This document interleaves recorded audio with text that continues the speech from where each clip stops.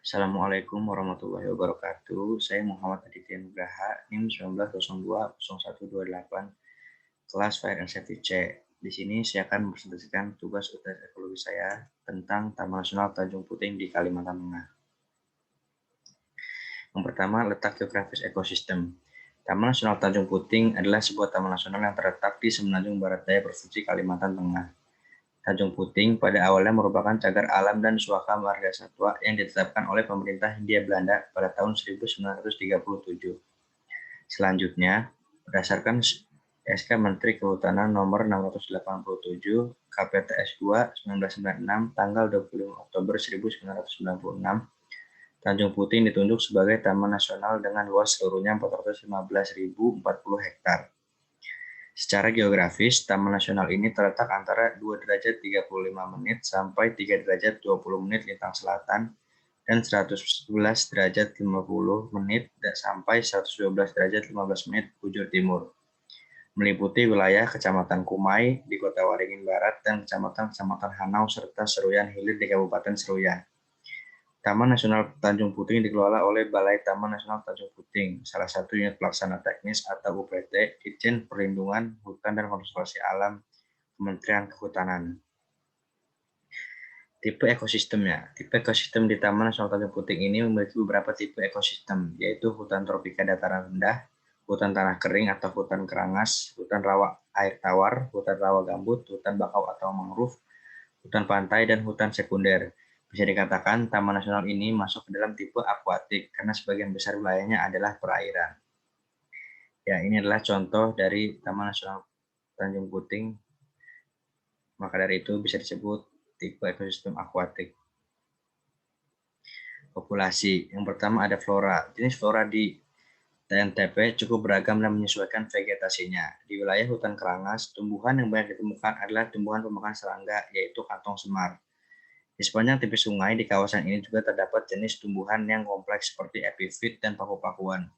Tumbuhan di daerah hulu sungai utama terdiri atas rawa rumput yang didominasi oleh Pandanus sp dan tanaman bakung. Dan di daerah pantai terdapat tutupan hutan bakau atau mangrove. Jenis-jenis tumbuhan lain yang dapat ditemui di TNTP adalah keruing, meranti, ramin, jelutung, gaharu, kayu lanan, dan sengkuang. Yang kedua ada fauna. Jenis fauna yang ada di Taman Nasional Tanjung Puting seperti mamalia, reptilia, dan burung. Kawasan TNTP dihuni oleh sekitar 38 jenis mamalia. 7 diantaranya adalah primata yang cukup dikenal dan dilindungi seperti orangutan Kalimantan, bekantan, oak Kalimantan, dan beruang madu.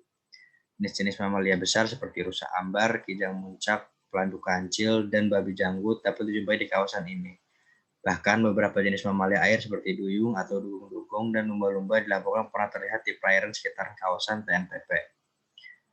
Beberapa jenis reptil dapat ditemukan di kawasan TNTP termasuk diantaranya buaya sinyulong, buaya muara, dan labi-labi.